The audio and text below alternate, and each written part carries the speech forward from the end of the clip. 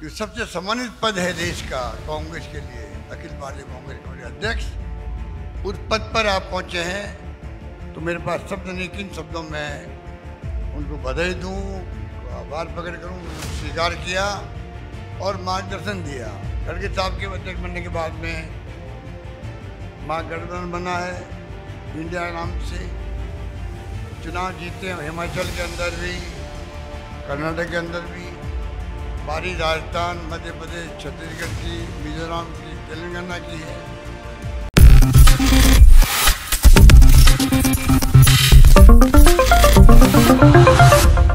National news में आपका बहुत बहुत स्वागत है। मैं हूं आपके साथ अबरार उल हक रहमानी।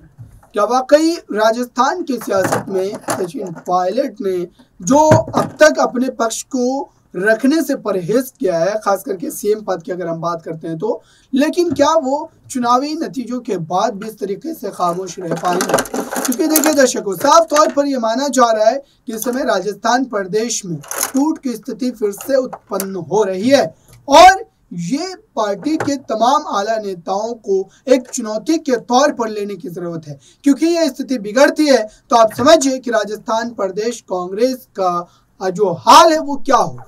क्योंकि पहले से ही पार्टी के भीतर कई अंतरकला हम देखते चले आ रहे हैं। हालांकि इस मामले पर सचिन पायलट का क्या पक्ष है वो भी देखें। खड़गे साहब का बहुत आभारी हूँ।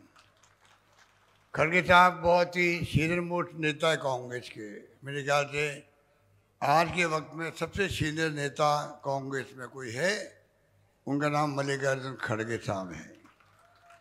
अभी हम बात कर रहे थे, जब मैं एनएसयू में था 74 के अंदर, तब खड़गे साहब ने शिक्षा मंत्री के रूप में कर्नाटक में काम किया। शिक्षा मंत्री के रूप में 74 में, 50 साल पहले।